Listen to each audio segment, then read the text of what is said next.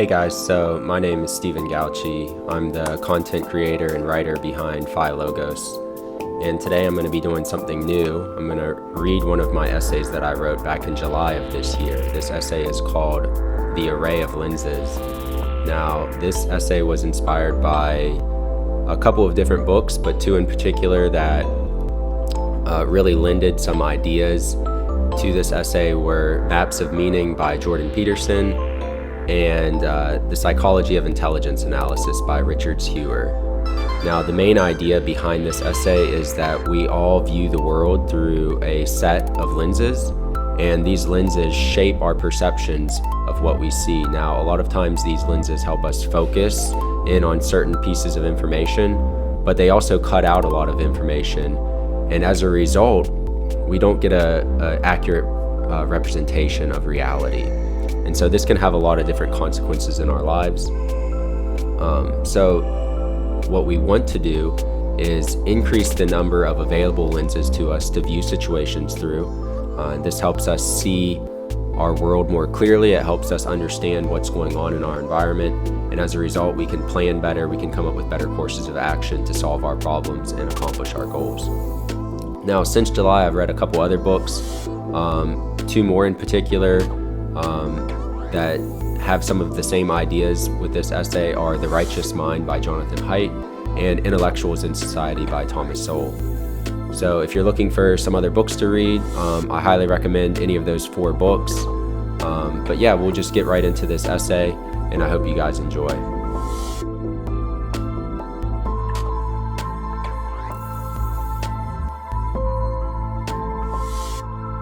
We each view the world through a variety of different lenses.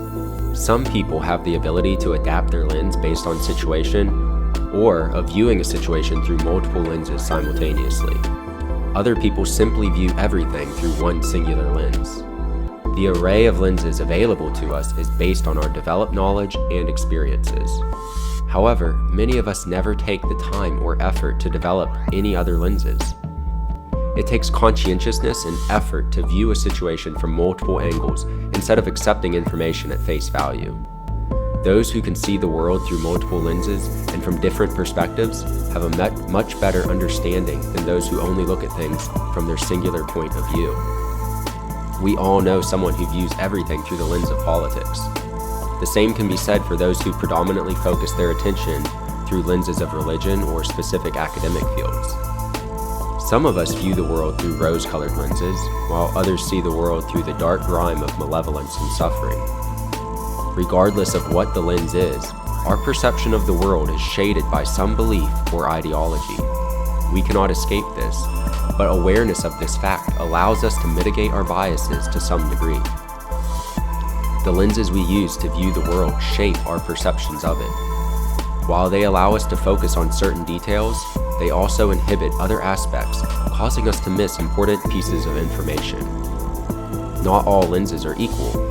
While some lenses help us see more clearly and objectively, other lenses distort and warp reality. If we wish to see the world clearly, we must examine the lenses through which we are perceiving it. Our best hope is to adopt and cultivate a wide array of lenses through which to view the world. This requires an understanding of our perceptual limitations and humility. Intellectually arrogant people believe that they have nothing left to learn.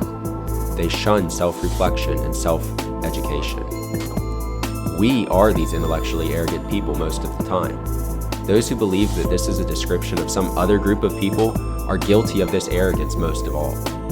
We must first remove the beam from our own eye in order to see clearly enough to help others remove the speck of dust in their eyes. Lifelong learning is the requirement for thriving in our environment. The opposite of continual learning is mental stagnation, which results in an ossification of behavior, unable to update with our ever-changing environment. When we truly learn a new piece of information, it shifts our worldview. It aligns us closer with reality and truth. Learning allows us to cultivate a new lens, which is a new perspective and a new way to view the world. We can develop a more accurate, high-resolution picture by increasing the number of lenses through which we view reality. That picture is a map of how to navigate our lives, social situations, and moral choices. One of the common alternatives to lens development, which is learning, is pseudo-learning. When we pseudo-learn, we twist the information to fit our current lens. This is not actual learning, but rather stubbornness and self-indoctrination. This usually occurs when an earlier idea or belief has hijacked our cognitive functions, rewired our perception to filter information through some ideological lens. This is really apparent in today's political climate, exemplified by members of both the left and the right. Ideological lenses are not a bug of the political left and right. They are the determining features that guide people into the left and right camps. When we examine people's political choices through the lenses of personality and morality, we can begin to understand those who disagree with us. Even though politics is a complex field in its own right, it is still a surface-level manifestation of deeper psychological and philosophical components. The existence and influence of lenses goes much deeper than political orientation. The successes or failures of perception also manifest themselves in our interpersonal relationships. Our lack of objectivity, our default to view the world through our own personal subjective lens, creates social discord between us and affects our relationships with coworkers, friends, and loved ones. The way to bridge these gaps is through sharing a mutual lens, which results in understanding and collaboration. While encouraging a diverse set of lenses is healthy for both individuals and groups, it can be taken too far when it results in glorifying differences at the expense of recognizing the common bonds which connect us. When these bonds are severed, communication dissolves, and the only alternative available to those with competing worldviews is war. This is why it is critical to understand how lenses affect our worldview. We need to perceive reality accurately in order to survive.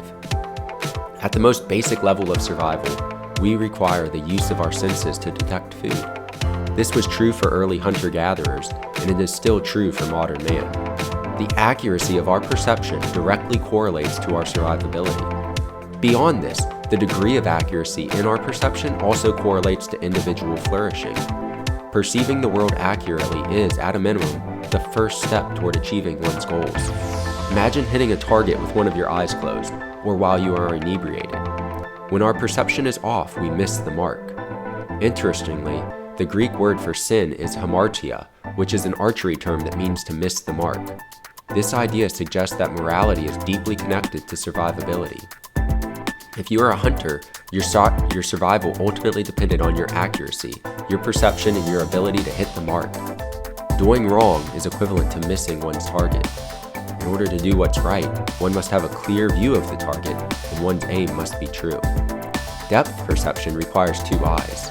In order to perceive depth in 3 dimensions, we rely on binocular disparity and monocular cues. In other words, we rely on at least 2 lenses to receive reality correctly. This same principle applies to the social, non-material world we inhabit. If we only view things through one lens, we are not going to see the whole picture. Viewing the world through only one lens or an inaccurate set of lenses at the inopportune time can have disastrous consequences. It's a car wreck waiting to happen. It's the layoff from your job, or it's the relationship with the one you love collapsing. These occurrences seemingly manifest themselves out of nowhere. However, the lens of hindsight reveals the contextual clues that were right in front of us all along. We just failed to see them and recognize them at the time. There are infinite examples and combinations of worldview lenses: political, religious, optimistic, psychological, philosophical, the list goes on. Interestingly, very few of us ever take the time to identify what lens or set of lenses we are viewing the world through. Failing to understand our perceptual limitations is, by definition, a blind spot. We are most ignorant of our own ignorance. We believe that we are more intelligent than we actually are. This is the definition of intellectual arrogance. Socrates was considered wise for understanding that what he did not know, he did not claim to know either, as opposed to many of us who have a false sense of knowing things we actually know nothing about. This is unearned knowledge. For example, we think we know how our cars work, but as soon as they break down, we realize just how little we actually know about them. Fortunately, we are social creatures. We do not exist in a vacuum apart from others. This allows us to specialize in the development of particular lenses because we can trade our visual expertise in one domain with the visual expertise of someone else in another domain. No one person can be an expert at all things, but many people specializing in certain fields and exchanging their expertise with one another can allow those people to each gain access to high-quality goods and services. At the fundamental level, this exchange of ideas, lenses, and expertise is communication. This is the primary reason why freedom of speech is paramount. It is from this concept that the ideal of free trade arises. Free trade is not limited to material goods or services. The principles of trade, cooperation, and reciprocity begin first in language and communication. When we view an issue through only one lens, we suppress truth.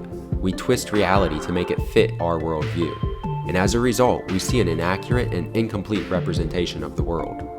This is why it is absolutely critical that we communicate with one another. If we are careful and humble, we can acquire a more accurate representation of reality by exchanging ideas and lenses.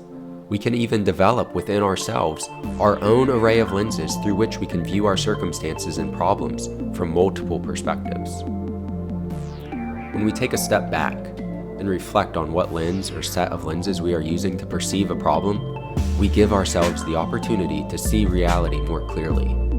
It is from this wisdom that we can adjust our biases in order to hit the targets we are aiming for. In conclusion, we must first realize and accept our limitations of perception.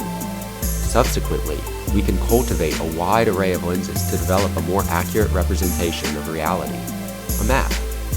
The two primary ways of developing this map are communication, which is exchanging ideas, and learning through experience and education.